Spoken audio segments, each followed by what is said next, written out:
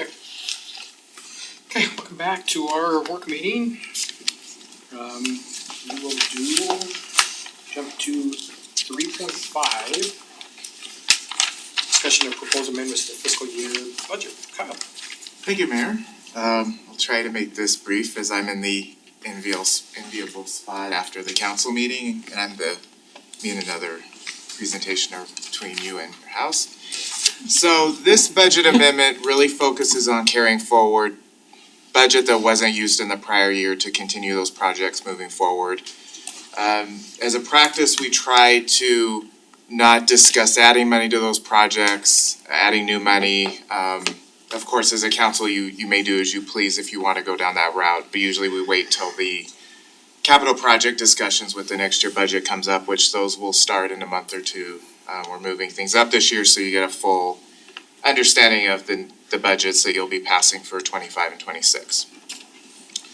So I'm going to try to do one slide per fund, the general fund special, so it gets two. Starting with the Debbie Downer news, although I've hinted that this was coming. So we have been watching our sales tax receipts come in. They have been less than what we've been expecting, so I'm proposing an adjustment down of about 1.1 million. There's another slide coming up on what our trends have been on that and why I'm proposing that. That will come from a capital lease that's being carried forward from last year that we didn't have all the vehicles in, so we'll be executing that in the fiscal year. It'll actually be in January. You'll see the resolution come through for that, for the funding for that. And then due to the changes we made with that, with the animal services tenant finish, that cost is coming down, so that reduces the transfer we needed out to cover that.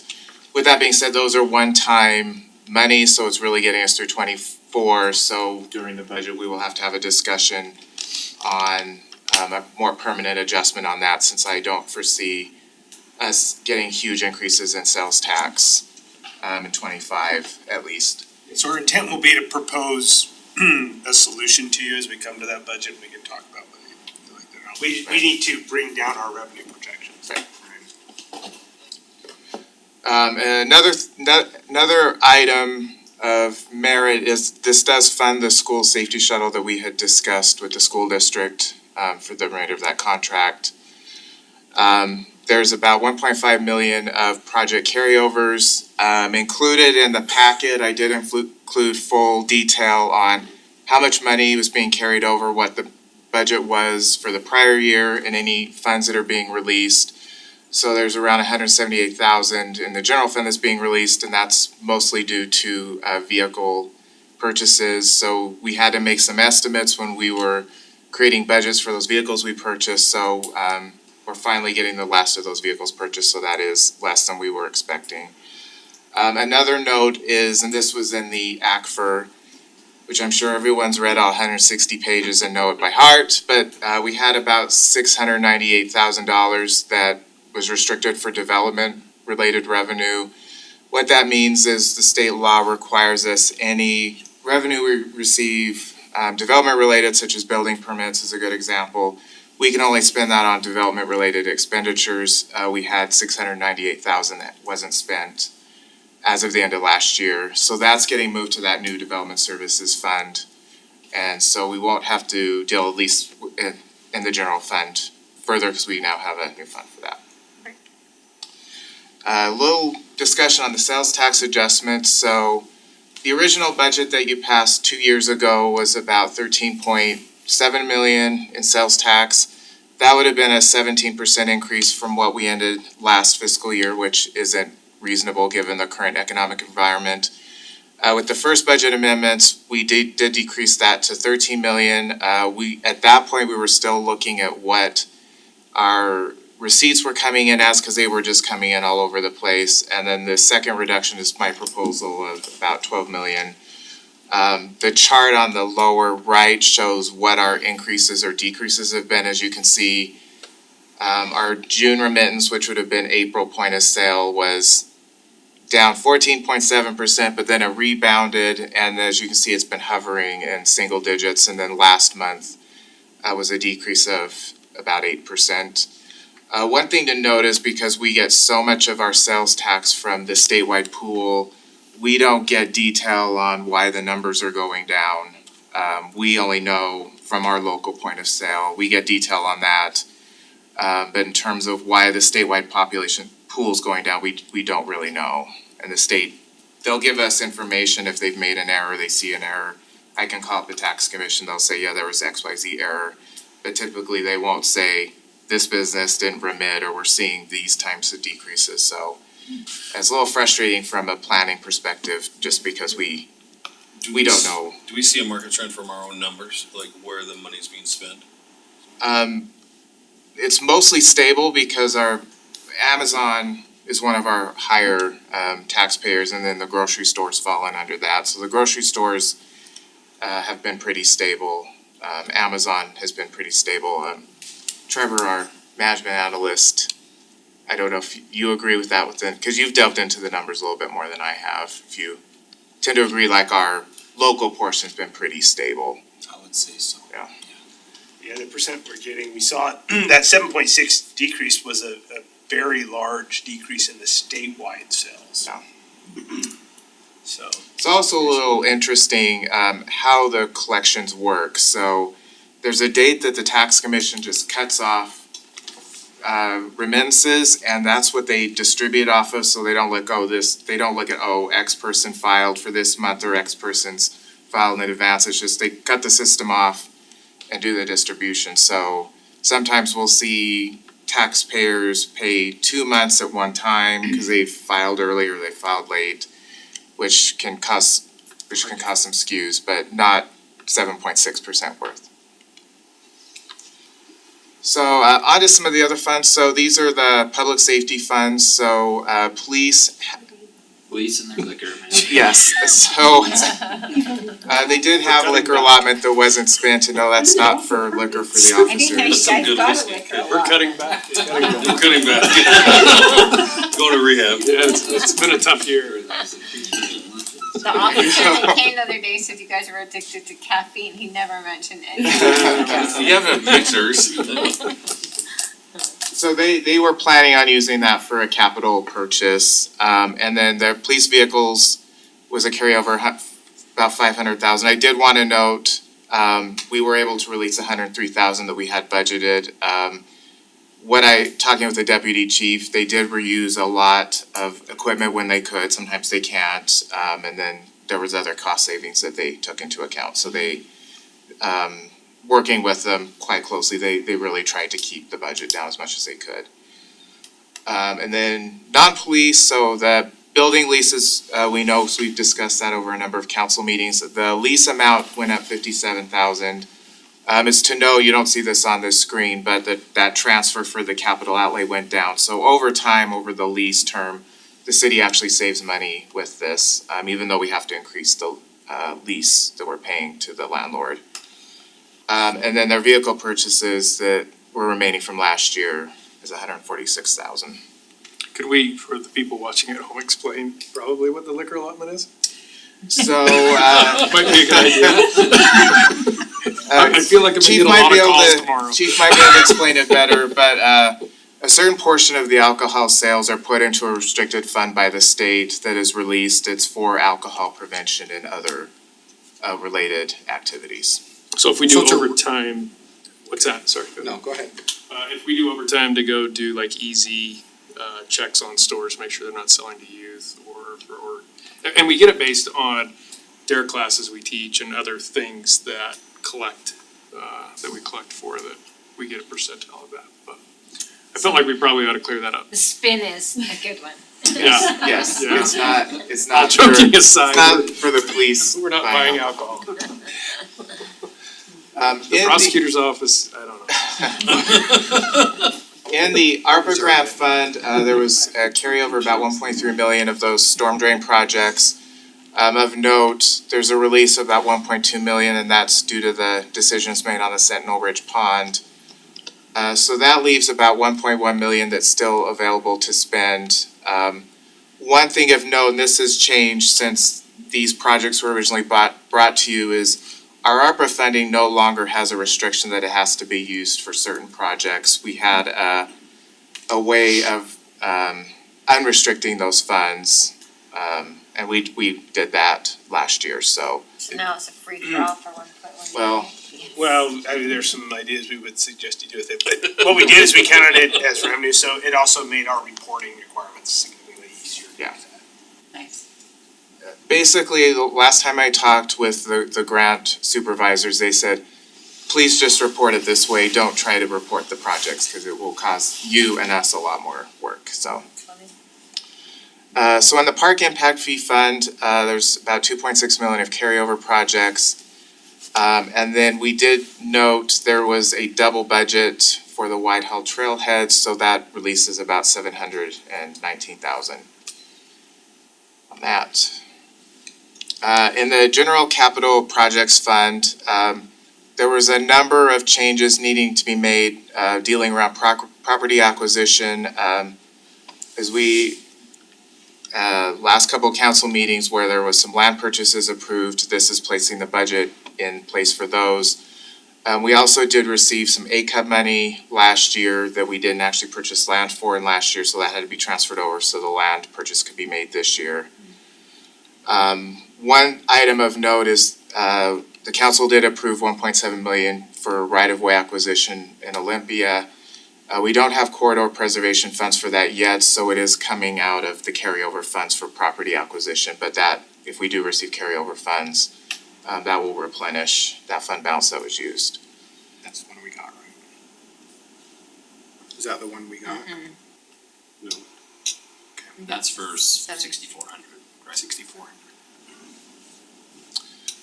Just a couple of things of note, so we still have about 8 million remaining in the budget for Harriman Main Street. That's just pulling over the bond proceeds that we still had available last year. We've discussed the release of the money for the tenant finish that we're using to bridge some of that sales tax gap in the general fund. And then one note, we had one of our reimbursement agreements for the Hidden Oaks backbone complete. It did require an additional 145,000 to complete that project. That money was pulled from other projects that came in under budget. That's why it's classified as a reallocation. In the water fund, so overall, there was about 180,000 released of budget from the prior year, and that's majorities due to vehicle purchases coming in under what we were expecting. Of note, similar to the general fund, there is a lease coming to you for approval that we had in the budget last year for a Hydrorex that was barely completed. A couple other items is, as we've discussed, this Olympia water line reimbursement is coming up, which is 1.7 million total cost. 370,000 of that is set aside in the budget for that right now. And then just as a preview of coming attractions, we'll be doing future budget amendments once the EPA grant is fully solidified with the EPA to move those the matching funds around that for that project. Working with the EPA, hopefully we're still alive when that happens, but we've been awarded the money, but then you have to go through the EPA process, which I'm sure Justin just loves. Yeah, it's been. In water impact fee, so I do have some good news here. As you probably remember from some of my financial reports, I was showing a negative fund balance in the impact fee funds. We've sat down with engineering, we've gone through all of the agreements, and thankfully, all of the agreements are now caught up in the water fund. So we were able to release about 3 million of funds that we had in the budget. As you can see, one is a water improvement project that is being covered by the bond, but we also had it budgeted in water impact. We did need an additional allocation to finish off a water reimbursement in Rosecrest, but that reimbursement is now complete, thankfully. And then in 24, we also looked at the budget that had been set for 24, and there was a number of agreements that had been completed, totaling 1.2 million. One thing of note in this budget is we do have 1.7 million set aside for Main Street widening. As a practice, we have put all of the water expenses against the bond to get the bond spent down quicker. But if we need these funds, we might need to pull them over to complete the project. Of one note here, not great, but at least we have a positive fund balance of 100,000 in water impact, cause last year it was looking like it was going to be in the millions negative, so. Not great, but better. Finally, in storm drain, it's fairly simple, so one is they needed to carry over 2,000 in vehicle purchases just to complete the final steps of that process, and then funding we already had for storm drain projects, 455,000 is being requested to be carried over for those two projects. And then storm drain impact had 740,000 of projects that weren't completed in '23. So with that, are there any questions? I'll make one other statement on the impact fees. We're doing an analysis to try and understand how, as you do PIDs, those homes don't pay into the impact fees. What is that impact, what is the impact to the impact fees? So we are working through that to try and understand what in reality will be left. And if we have obligations, how are we going to deal with that? As if PIDs are used. So that's coming, it's not, we started that a couple of weeks ago, but it's, it will be a scientific approximation. It won't be exact, but it'll help us, I think, so that we don't have that issue we've had in the past of overcommitting impact fees. Just because it's eligible for impact fees doesn't mean we actually will ever collect money to pay that. So that's what we're trying to understand right now. And not do any more, that's good. I'll just say again, as I read through all the material in the packet, you made mention in several of those items, the efforts for savings in purchases, et cetera. Much appreciated. Yeah, for sure. Okay, appreciate it. What's that? Steve, any comments?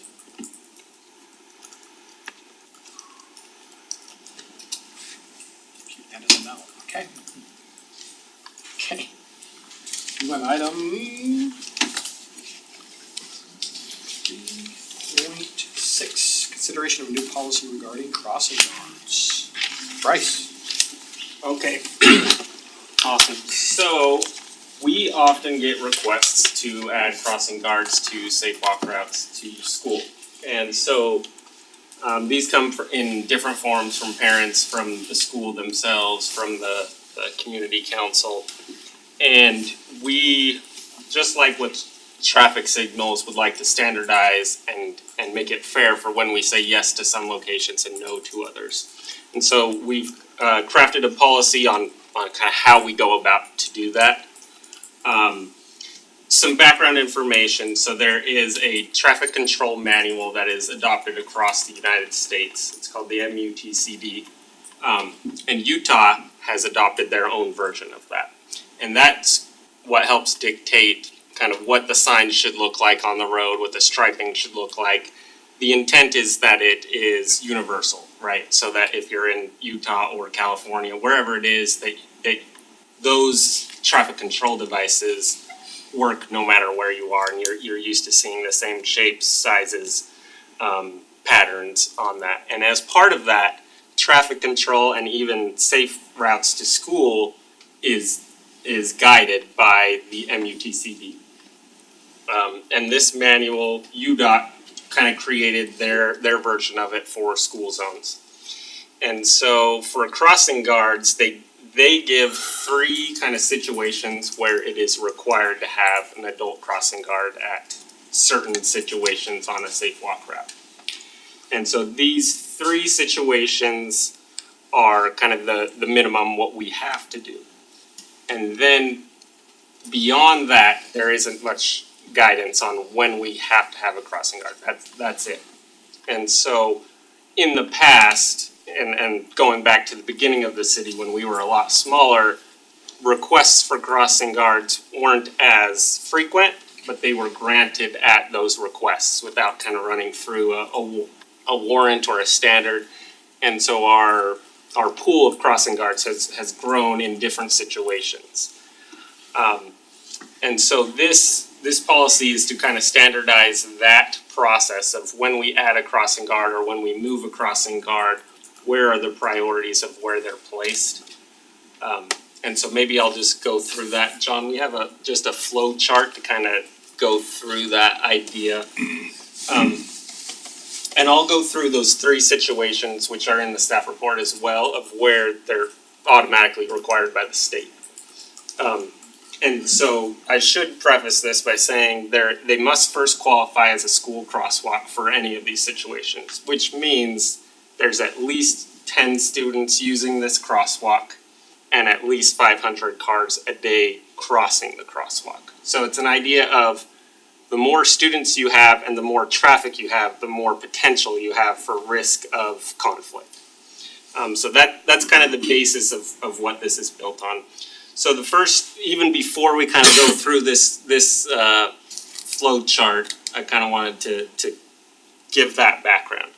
So number one, does the crossing qualify as a school crosswalk? And that's what I'm talking about. There has to be at least 10 students using the crosswalk and a certain amount of vehicle traffic. If not, then no crossing guard would be required because it's not even considered a school crosswalk. But if it is a school crosswalk, then we can kind of look at the situations where we might add a crossing guard. And if this qualifies as yes, then that means we're gonna put the kind of ladder crosswalk down on the ground and put up school crosswalk signs. It qualifies as a school crosswalk. If we go beyond that, is there an existing crossing guard within 600? This is actually in the Utah MUTCD.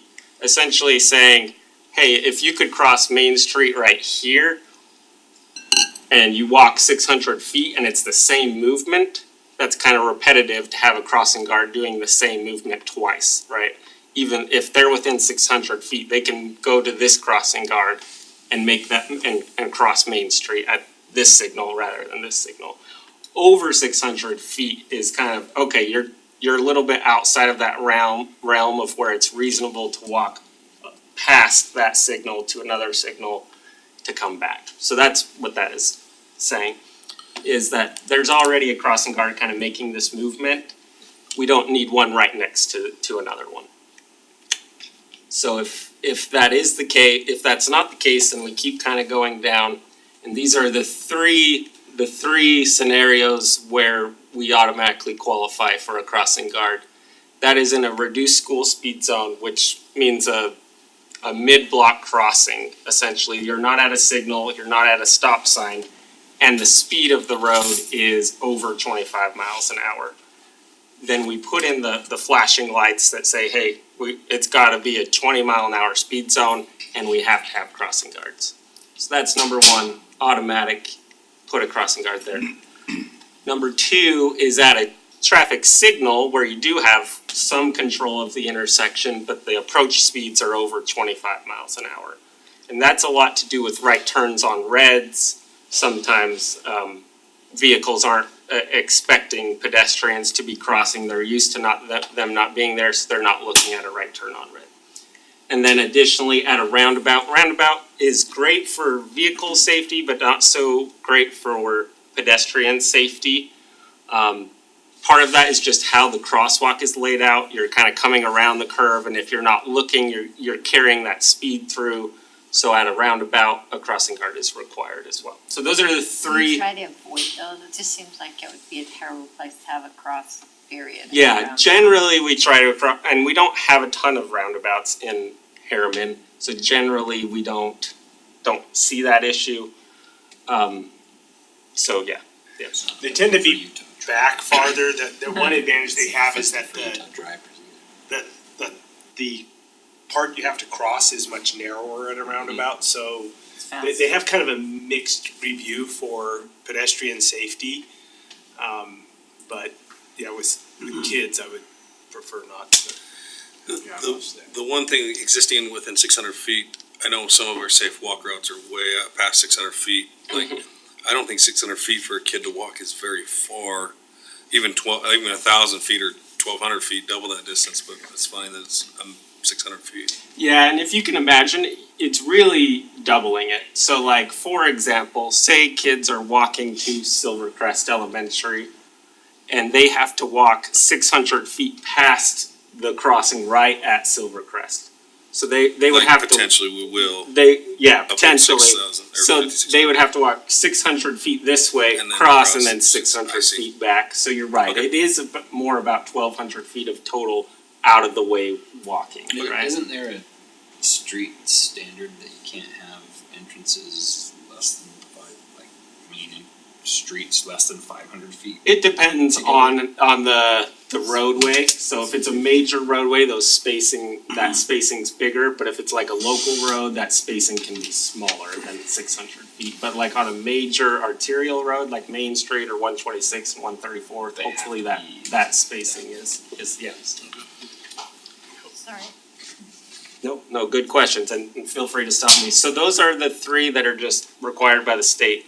We have proposed in one more additional situation where a crossing guard might be placed because, and let me take a step back, right now, we're covering this and then some, and quite a bit more than that. And so we're trying to get to a point where it makes sense and standardized across the city that we can apply this policy and get to a reasonable area where we're saying we have good coverage, but we're also not spreading ourselves to every intersection that We've got a new elementary school, the Flex School will be opening at some point. We're going to August.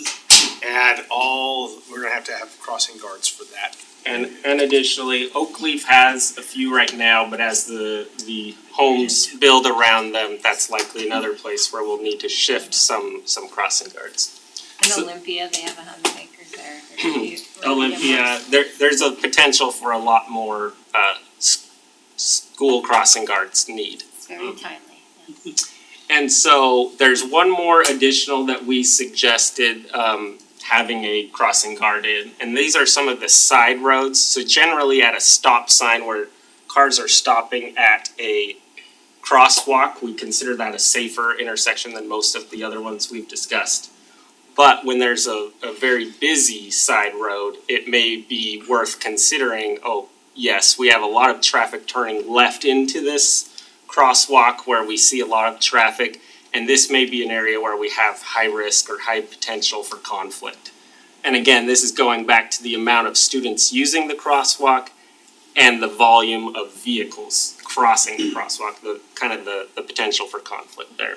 So rather than, at the very beginning, it was 10 and 10 and 500 and now you're going to to 20 20 and 850 cars crossing that crosswalk a day. So this gives an additional beyond kind of what's required of the state to kind of address, and this is the common issue that we get, that, hey, there's so many cars, there's so many kids crossing, it's just not a safe environment. So we added that as a potential add, if they meet this criteria of at least 20 students using the crosswalk and at least 850 cars using the. would you stripe that different as well? No, if it qualifies for this, then it qualifies for a school crosswalk, no matter if there's a crossing guard or not. Okay. At this point is when we'd say, okay, yes, we would even add a crossing guard at that location. And so, yeah, this is what we propose, kind of moving forward to standardize, just like I said, traffic signals, very similar. Oh, everyone wants a traffic signal when their road gets busy, but there's only certain places that it makes sense before we start bogging down the whole network and making it less effective. And it's the same thing with crossing guards. We want to place them in the best areas where it makes the most sense. We would love to have a crossing guard take a kid from their home to their house, but right, that's not realistic. And we have to standardize this so that it's a fair treatment, no matter where the school is, no matter where the homes are in comparison to other schools. Yeah, it really takes the issue that we've had in the past where maybe the loudest resident who has a kid that they want crossed, we end up with a crossing guard that's crossing two kids. And that's a Yeah. lot of money to spend Yeah. for one or can't two do it. kids to And cross where. This is kind of where we add them. There's another layer that's happening when we do put them down where the police are looking at, do I need two crossing guards. Some of these roads we're crossing, we finally have a light at Juniper, Creston, Patriot, so that one is slightly less terrifying than it was before. Slightly. But the one, yeah, it's so wide, but, and then the one right next to Providence, there's two crossing guards. Correct, it's where you have that Diagonal, both of them. huge amount, from a safety standpoint, they've decided to, so when we lay this out, there's just another layer underneath, so we say, yes, it qualifies, then we also step back and say, can we do it with one, does it require two, what are some of the other safety things for the guards to also be safe? Cause we're worried about the kids, but we also need to make sure that our crossing guards are safe. Yeah, for sure. Bryce, did we talk about who we cross? Yeah, and so all of this is, again, tying back to the MUTCD is elementary grade students that qualify for crossing guards. So we do not cross high schoolers or middle schools. We actually had in the past crossed some middle schoolers, but that changed two years ago. We pulled off, Providence had a middle school 5 years ago, so, yeah. So we only cross elementary school kids. I would guess the thought there is that as they get older, students are able to kind of pay attention more to their crossings and The hope. hopefully make better decisions, but. They're not staring at their phone. I don't know, it's still a scary cross from 5600 across 134th there going to Copper. That's a rough one. Well, and boundaries of schools play into all of this, and we try and work with them, but as we know, sometimes that doesn't work out. And we are crossing what we consider terrifying roads with children, so. This isn't necessarily pertain to this agenda item, but I'll interject it in here. Did you talk about the educational committee meeting? No, I didn't even bring that up. I mean, a That- couple of us. But Zach is doing a great Yeah. job being part of that because it really plays into this a lot because exactly, finding safe walking routes, making sure that we're planning ahead for those types of things. I think that the committee meeting, we had that again today and Tony McKay from Riverton came because it just affects everyone because all these schools are in our city and everyone else's kids come too, so.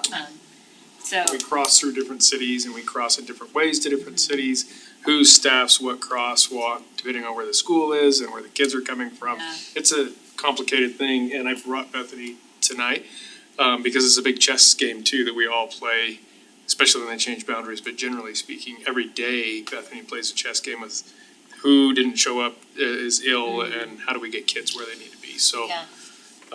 If you have any questions for her, she had a story today of a near miss, but to play into some of that story that I'm sure she's happy to tell you is we simply can't have a crossing guard everywhere. There's no way to afford that. We have 56 now. 56 people, which isn't as important as to how many crossings we have per day. So we need to put it back, as Bryce was saying, into a box and get it reasonable as How we do you go. identify these though? Cause these are gonna be like mid-year or start of year, or how do you identify Sometimes this they are, yeah. crossing? Yeah, that's a good point. Yeah. So we are planning on, and we've actually already started to audit how many students are using the crosswalks and how many vehicles are at the beginning of the school year and the end of the school year. And then the reason we're bringing this to you now is we start to work with the schools in January to kind of form their safe walk route. And that's when we can kind of say, okay, there can be and that's for the next school year, right? Which is a process too, over Which several takes, months. it takes a Several process, so groups. it's generally we wouldn't implement this until the next school year. As far as impacts to the existing system or I the know we got that existing. email from like Andrew Lawrence concerned, so we're not pulling any crossings this year, we're looking at. Yeah, this Just reanalyzing this as policy we would do it. apply for next school year. So, but there will be one crossing change this year that I'm aware of. If the road gets done, we will be moving a crossing guard to the west. Oh, from 64 down to Yeah. Downsy. But that's if it's completed in a lot of different ways, as I'm sure you heard Zach. And say. it's got, Yes, it has. from our last report, we're messaging it will be. Yeah, and Zach was great about that Yeah. today too. He said, yeah, I'll pull that and move it down here as long as X, Y, Bryce is Z. like, Signs yeah, are just there. on It is never a good job to do any mid-year changes, cause it just is a mess for Yeah. everybody. Yeah. So we like to have it done before the school starts, and we get curveballs a lot, but. And this is an annual review with the school and with so this is already happening, the annual review. This should just be another metric to use to add more or adjust. Well, it really gives us some ability to say, yes, this fits the policy. Because if we don't, and we continue down this road of here and there and everywhere, Yep. it becomes precedence, it becomes uncontainable, it becomes unaffordable, it becomes a lot of things. And, Well, that already is. yeah, and that's why we need to say, this is the way it is, and when it meets our metrics like we do in a lot of other areas of the city, this is what will happen. And that's our message to the school district also in these conversations, right? Is this can be your safe walk route, but this is our crossing guard policy, so you have to work within these parameters, is that, and we have that ability to say that. Yeah, cause we'll designate the route and then we decide where we're going to put crossing guards. So it may still be a safe walk route and it just doesn't trigger needing a crossing. But yeah, Okay. I just wanna restate a couple things for, again, public consumption. We've gotten a few different emails and phone calls about this. People are used to having their crossing guards and are afraid we're gonna take them away, sort of thing, so nothing's changing this year or not, right? That's what, looking towards next year, still go through the same process of the community council and all those sorts of things. It's just that we have a standard to look to, because part of the problem right now, like you said, is I kind of call them the legacy crossings, Yeah. right? When it was a much smaller city, it was mentioned, it was a lot easier to say, oh yeah, we can put somebody there, not a big deal. And they're used to that, and now as we've grown, somebody's concerned about their kid crossing here, and they see a crossing guard over there, and they say, well, that one has one, why can't I Yeah. have one right. over here? And we don't have a real answer to point to, right? Other than, well, somebody said yes. And so that's kind of what we're getting is, well, we wanted one here, and even the community council told us, we'll go ask your city council, right, to approve. So I totally agree with having a standard. I'm a little curious though, if the basic, just the numbers, so one of the, in Andrew's email, he referenced that he's worried that going forward, when this is applied, that crossing wouldn't qualify when they've gone through that process and established there's maybe a higher risk. So we're going from the minimum of, if I'm understanding this right, tell me if I'm dumb and I'm not understanding, we're going from 10 and 500 to 20 and 850. So someone that qualified under the minimum state one, we're saying it wouldn't qualify. So we're meeting the minimum state and then some. So the 10, the way that the Utah MUTCD requires that 10 to 500, so 10 students and 500 cars per day. It's meant to just be applied for whether the crossing is labeled as a school crosswalk or not. Currently, that is how we're vetting, hey, you can't have a crossing guard at all because it doesn't even require to be a school crosswalk by itself. But not every crosswalk that goes over 10 students and over 500 cars a day is getting a crossing guard today. So there may be a few that qualify for that will no longer qualify, that portion's true. But it's not all across the board that's the case, if that makes sense. Got it.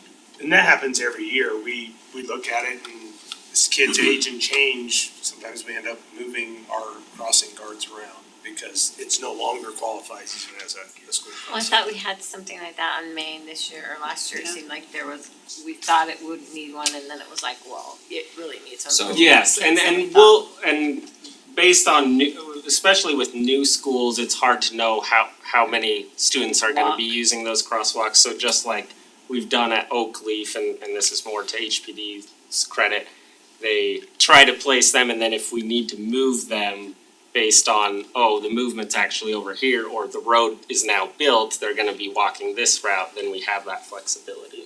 And Bethany and Bryce go to the elementaries as they start their planning process to help them along, so they understand what the parameters are. So that's kind of my next part, maybe Bethany can speak to this, is that I'm a numbers guy, I love numbers, and this is a good qualitative place to start, right? But what is the actual on the ground, I say maybe quantitative, what's the qualitative on the ground? So there's the numbers, but then how dangerous is that crossing?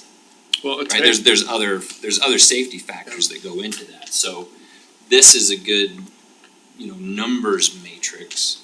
But then how do we, so I guess my question is there room in this standard for that discussion with our professionals in the community council for the actual safety versus numbers? So the one thing I would say to that is if it's an engineering, so there's a structural thing with this crossing that makes it unsafe, then we would probably first look not to cross them at that kind of location, because if there's a structural issue, unless you have to. So I'm so not even Juniper talking a Crest- structural issue, I'm just talking people are dumb issue. And Well, don't- that- I would say that- And don't adhere to signs and. and we're having that. That's what I mean by structure. There are controls, but they're not following. We would have to look at that. I don't know that this policy would say it never happens. We would trust whoever's on the ground. But again, if it's when I say structural, meaning there's something happening at that intersection that is not tied to these numbers, you would try to move away from that, because they don't enforce, they're not going to change behavior. The crossing guard simply putting up a sign doesn't always change. I mean, I go to Providence most mornings and I watch those guards, they look at these drivers and you can tell, you can always tell, they're just gonna turn. They're not gonna, and the car turns in front of them. So no matter what they do, it's not safe. So I think your point, when people are concerned, we also look at that, because we have to protect our workers who are going into that street. So there's a whole lot that goes on beyond just these numbers. These are just Here's my fear, right, is we need a standard, put a standard in place, and we remove several crossing guards from areas this next year based on numbers, and then something happens. Well, you get reassigned, I don't know if we're ever. So I just, you've been through that community council process, and I'm learning about it, there's a request in my neighborhood, right, so I'm going through that and learning more about that, but my question is, through that process where we're assigning, I'd be more comfortable knowing that this is a good starting place with numbers, does it qualify? But then we have that community council process of, here's the starting point with the numbers, what are the other factors? My question is this hard and fast no on the numbers, or through that process, we're identifying other things and can make decisions? So it would not be the community council. We'll just say, community council selects the route. We determine where the crossing guards, so it would fall back to HPD to decide, do we think this is safe or not? And I'm trying to think of an example when one of these would not hit, because we're mostly talking about cross streets here, not, you're talking about the side streets, because these other streets already qualify. So now you get to the side streets, we're trying to say, do we actually need one here? And I would let, I think Bethany might have some good, her job is to supervise all the crossing guards, and she spends a lot of time every day out there talking to them, and I think that's what you're asking. Are we getting feedback from the professionals going, all of the numbers say this is another happening. way? Right. Right. I don't wanna be stuck making a decision just on numbers when there are other Yeah. qualitative factors we need to consider. There be another part to the matrix of like high risk or cause it's high volume would be higher risk, right? And you're already meeting that. Well, and cars add to the route as we build more homes, and so those numbers today might be much different tomorrow as we build a neighborhood further out and those cars drain through that area, right? And that increases the likelihood of someone being someplace that isn't now, that we would need for. Which I think is why we want to do this annually, Yeah. right? Because this is going to change, the number of students will be changing. We saw that this morning, that Black Ridge is actually going to be Going down, losing students over the next few years. Well, and it is another process, engineering uses our crossing guards in a different way, and they're the ones that do the counts that you see up here. Somebody's gotta stand out there and count cars. That's what our crossing guards do when they're not crossing, and Bethany and Blake and Bryce manage all of that system. So there's constantly this counting going on and car counting, and it's a machine, it's a process. I'm to thinking get of a these kids couple to school. situations where you might wanna address, could be temporary, where like there might be subdivision getting constructed with a lot of trucks, maybe a block away from, the crossing. Heavier So we could traffic, look at something like heavier that, like, trucks, hey, yeah. for this temporary situation while this is happening, we may wanna look at something special. Might not be, because special requirements are in place for construction happening on the route, but it might be walk Near. away where the trucks. Proximity. Well, we talked about this today, even with the 134th South construction thing. How is that gonna change traffic patterns to our community? Through Sentinel and It's, through we have 134th no and idea yet, Yeah, but and it so will. that's gonna have to have some special consideration for that. 5600 and And we should- 126. Should say, this is, so you start with this, right? Yeah, Use this yeah, I agree. to analyze, and then, and even that you made the example of Main Street, right? We were told, we think there's about 6 kids or something like that, with some small number, and it turns out there were probably like 15 or 20. You're like, oh, okay, well, we get information from the school, and then we responded. And I think that's also what's gonna happen here, is you go out in a year and you think, the best laid plans, this is gonna be perfect. It's gonna be great, and if a week or two into school, and you're like, yeah, okay, this isn't working. And we do, we do our best math, right? And Bethany gets ideas from the school district of who's going to be going where, and does some math to that, and sometimes it doesn't work out, and Wendy and Blake and me and Nathan are standing on the street corner going, yeah, no, this isn't great, so. Yeah, but I and think Bryce, it's important to do exactly what you did. We have to have something. We need to have a policy in place that says So here's it's where we not start. random, yeah. but to help answer your question is yes, beyond the math, we have people counting. Human beings out there counting cars. Bethany's whole group goes out and makes sure that we count kids and cars and we know what's going on, so. Well, and to Andrew's point, I think we're not doing this, this isn't about trying to save money and,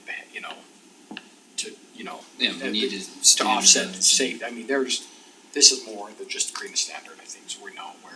Well, and I We would have to add to draw the line that, there somewhere. has to be a standard, right? Yep. We have to contain it somehow. Well, the starting Like- point is what keeps being referenced, I just wanna make sure it's a starting point and not the only point. Well, yeah, I'm sure if Bethany comes back and says, hey, this is a super dangerous crossing right here, we just can't do this, then that's gonna. And Sentinel Ridge right now is turning out to be one of those more concerning ones, the Hawk right there, so. Yeah, really? We talked about that this morning. So there's a lot of talk about it and we do our best, but we also have to make sure our crossing guards are safe as we cross the kiddos to get them where they need to be. And just to give you an idea, West Jordan, it's a city of about 120,000 people, 120,000 people. Their budget for crossing guards is about $800,000 a year. And they're closing schools. So, yeah, and that's, Yeah. Nathan and I talk about this all the time, is cities all of a sudden flip upside down, right, and their kids decrease as they age out, and now we have Yeah, a bunch of Nathan buildings. addressed that quite a bit today in our Yeah. education meeting. There are big bills that come along with big cities and big schools. So- Neighborhoods. Hey, Chief, I wanna give kudos, I don't know who does the procurement but the little lights on their shoulder pads and the Bethany. reflective vests. I mean, I picked up my daughter yesterday. On Yeah. the cones, I noticed that one. Yeah, on the cones and the whistles in their hands, those are awesome. But even just, and there's cars always going through, even half crossing and they're walking back and they're just like, I mean, Yeah. what do you do? So it's Every really, morning, I watch. And they, super high vis coats, and they're called Guardians, we went with the red and blues to give We need them to- some yeah. idea Yeah, of I what was love happening. that, they have them at probably And size I for us think- too. Like, yep, see that. Are they being well received? I love them. And that was something we did for the crossing guards too, to help them say, you care enough about if you're gonna put me in the middle of the street, that I can be as safe as possible. And along with the high vis and other things that OSHA requires, we do think that that will be a requirement in the future. and extra that lighting. cones and all Yeah. that stuff, yeah. I know it's probably a pain dragging them out every couple hours, but it's worth it. And our goal is to never have crossing guards controlling traffic flows, which is this Harriman Rose is a problem for us, as you know. And that's a lane we close down every day. So, So even in the future, say we move that west to the light at 56, it would be east. Oh, East to east. this one right here. Okay. 'cause we're I gonna have don't a know this, crossing. but I've been told in the meetings we've been in that was always the case, and Blake, you may know that was always the plan for that. what do you do with that? Do you remove those flashers? Those are those guys. Do you remove striping, cause you're You still would gonna have, to remove it completely, otherwise the kids Kids are still gonna gonna cross. use Yeah. it without a crossing Even- guard. yeah, It's just a tough crossing for pedestrians because of the curve. Do you put a hard and the barrier in there? speeds. It's an unsafe crossing. Well, Yeah, plus all for the sure. median, all that distraction for the median Yeah. kids And don't the, see. and because it's a separated road with 2 lanes, it feels wide, cars start to go a little faster. We sign things, And then people, they're breaking the speed limit, yeah, because the design is such that they feel like they can drive faster, and if you do the 80th percentile study, most of the time you find out, oh, we can move this road up in speed. I've never seen a road decrease after the 80th percentile study. The 85th, whatever it is. Do you wanna share your story, Bethany? About the near miss Yeah. today. So we have a couple of schools where the kids are a little bit more troublemaker than other schools. And today we had a kid who was watching, was at the Hawk Light, and so there's a walk signal that comes up, and the kid saw it, didn't even pay attention, and started to run. Typically, our guards are trained to go out in the middle of the road, make sure everything's safe, and then tell the kids to walk. But today, those kids just ran, and we almost lost one today. And it's like sheep, one kid runs, everybody starts going down. Well, and the crossing guards try and control that, and I will tell you that all of ours would do whatever they need to do to keep one of those kiddos safe. Oh, yeah. And that crossing is dangerous anyway. When Nathan first got here, we were driving up Juniper Crest, and he said, "What in the world is this?" And I said, I don't know. Now there's the traffic light there makes me feel a little better. It's Yeah, a very wide road. The one on Rosecrest, is that where it was at, on that hawk that crosses No, this Rosecrest? one was right by the high school, the Hawk Light. Oh, that hawk Oh, the by Sentinel? Yeah. Sentinel. Yeah, and that, I mean, Kids are impulsive. that's the thing we were talking about, it's not Today, it's like you're not gonna, It's not the you wanna one, spend the money, but I don't know how you the one win it. challenge with those kinds of things is it gives pedestrians a false sense of security. And not every driver is expecting a mid-block crossing, right, and this light to flash, and if they drive there every day, they learn. If you're getting people, that's one of the worries with the 134th closing, we're getting people, that's gonna be the only time they drive through there, No, those signals not are going to familiar. be at least a traffic signal they're used to, they're coming up and they think, hey, there's no intersection, I'll think. Those always worry me, cause I think you tend to have worse auto ped accidents at controlled intersections or controlled places like that because a pedestrian has a false sense of security. But also those, I mean, they don't understand that the red flashing light, you still have to stop and then proceed after. Well, adults drive me crazy, Yeah. cause they'll push the button, they'll see the light change and they just start going, they don't look, cause they're just Yeah. like, you have to stop for me, and they don't, like, I don't know if you guys experience that, it happens to me all the time, like, Yeah. you didn't even look to see if I was saying that. I will say having the right of way and being correct that you have the right of way does not trump the law. Doesn't that protect exists. It's like an But argument it with only your exists in spouse. state law, it only exists, a pedestrian cannot unexpectedly step out into the road.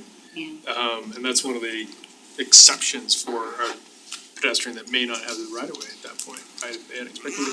And kiddos in fourth and fifth grade are impulsive and they will dart out. Yeah. Crossing guards are usually watching for that. But there's so much there at that intersection that happens so quickly Yeah. when they unload that it was close. So thankfully, we didn't have an issue. Well, do you need anything from us then, is this? So just direction to move forward with the policy. So we'll be using this policy, probably bring it back just for you. We need to standardize all of our council policies so that we have, it's easy for citizens, if they wanted to look this up, they could look it up Yeah. right now. We have some of our stuff is not as easy and we can put it on our website, but our website search Is it right? is kind of next to useless, so we're working on that. It's a bit So, of a fixer yeah, if upper. there's any It's a bit of a adjustments, fixer. now's the time to hear them, but otherwise we'll I think it's a good move forward starting with point, like I this. said, I think there's options. Right. I want a Venn diagram and better colors. Is there some direction on what you Yeah, want it's just for the human element from staff after the metric? So I have to look to you guys and say, tell us. Tell what Bethany says.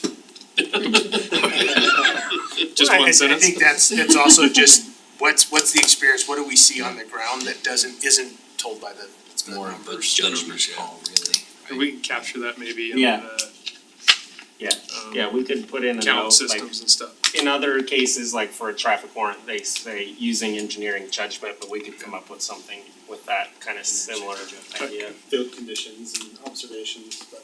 Yeah, There you go. That's it right there. Bryce, Zach's watching, I'm sure. just remember, he's been around a long time, your hair is really nice. Safe walk routes, make you lose your mind. Can I Zach ask is for great. clarification on one item that we discussed earlier? I guess. If you must. You brought up the snow ordinance. What exactly are you looking for? Is Steve still on or is he, He knows, did both, he hop off? both Steve and I have talked with Nathan about several things that I think he's got a head start on. Yeah, I think the issue is, we moved everything to parking on one side. Does that one size fits all approach work everywhere, or as the league says, is it one size misfits all neighborhoods? Okay. So we just need to, I think, discuss it again. Right now, that ordinance exists and we've been trying to educate people. I think that's why you're getting that pushback, because people are reading it going, wait a second, I don't want cars parked in front of my house. We did try to put that so that the snow would be on the side that's going to melt. But we can bring it back, and if you have specific areas or things you want us to look at, we can do that. Well, some of the feedback I've got is that people aren't very clear that they live in an HOA or not, and I've had to tell them, well, we don't plow your streets. So I'll they give can you park just a wherever they couple want. quick instances, because I've had several calls, emails, queries about this, mainly from seniors. Right, so the unintended consequences, and I went out and looked at one street in particular, I showed Nathan some pictures, and it's public street, there's street parking, but there is only enough room to park between homes, one car. So my sedan barely fits between these driveways. It happened to be garbage day, the day that I was out there. There was no room for garbage cans and cars, right? And then you shift all those cars to one side of the street and it's garbage day and it snows. That one side is penalized, right, just from the parking and clutter point of view. But then the other side of the street, another senior on the other side is saying, look, if you're doing that, then you're pushing all the snow to my side of the street. I'm 67 years old, I've got a bad back, whatever. I can't, now I have to dig out my Well, side. I'll clarify that. Our intent is not to push it all to one side, because we would have to specifically route each plow to always can't make turn. a certain turn, or else they're gonna be driving into oncoming traffic, so they're still going to point the blade from the center out. Which then, on the side where all the cars and garbage cans They'll be are, up to right, then the one lady was speaking with that day, she's like, we've already seen it where the cars that don't adhere to the rule, they end up getting stuck there. And so then I've got all that stuck in front of my house, there's not enough room to get out. So, This is non-HOA. so solving one problem might Right. unintentionally create It's the some best other way to problems. cover So some of the things we were talking about is let's maybe look at some of the problem areas rather than a one size fits all for the whole city. I'm guessing that there are several areas that are consistently an issue that maybe we need to pinpoint and fine tune a little bit rather than just blanket everywhere. Then I asked all these people, well, give me some suggestions, right? I explained to them, here's kind of the problem that they're trying to solve. Give me some suggestions, and everyone came back with no parking at all. Like most people, at least in those areas, they felt like most people respected that rule, there's always one or two sort of thing, but like no parking was So where's this concern coming from, people wanting to park on the street though, if they want no parking in Cause these there's a areas? lot of people that That want to will. be able to park on the street, if they can. cause they can't, cause they can't, It's 'cause more, there's people not will enough do whatever's parking. most convenient for them, right? And or there are some places in our city that that's the only option is to park on the street. Well, I Well, think and that's the that's- problem we're trying to solve. That's what Yeah, we were trying to exactly. allow. And the other thing is that it's not, I've seen several comments and some from these is that, well, this is supposed to be for high density housing. Well, most of the attached housing are in HOAs that have parking enforcement, right? They have their own private towing, et cetera, so it's from what I can tell, and Well, it you guys depends on tell if me they're if I'm wrong, public but roads, that's really not the HOAs and they're case. public roads. It's more our more condensed single family homes that But there should is be street enough parking, but there's driveway. not. Yeah, so I mean, it's most residential roads, you will see it more often in some neighborhoods than others, but you still see it throughout. We see cars parked on even Yeah. with the previous ordinance where they were On allowed 134th, on. Yeah. Yeah, and we were having struggles removing, which the cars, which this new ordinance will help us with, but I would say about doing some areas some way and other, it does create a lot of work for enforcement on Yeah. snowy mornings that are just trying to get to the next spot. And figuring out, we were in Mountain Ridge last year where one street was private, one wasn't, and it was just messy for us to enforce and not, Yeah. and we made some mistakes and got some stuff right.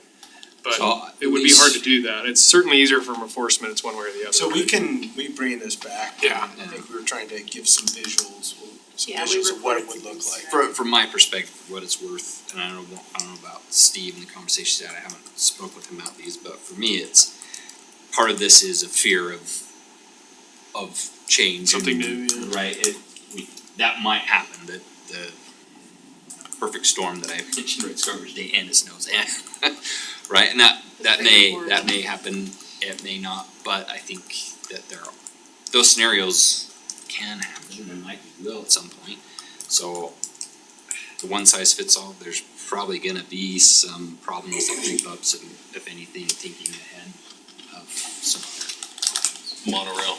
But the feedback was no parking at all. Yeah. That's the general feedback.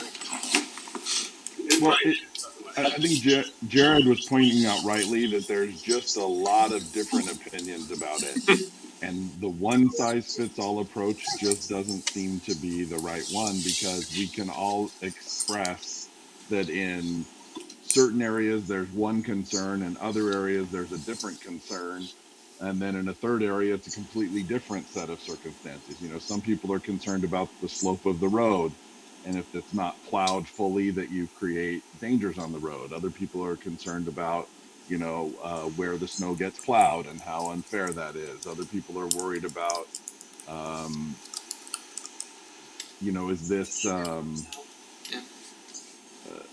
fair use of city resources to only plow half of the street when I want my half of the street plowed, you know, that kind of stuff. So I just don't think that it's a one size fits all, and I know that's a disadvantage to our enforcement efforts, but I think we need to have a broader conversation about this.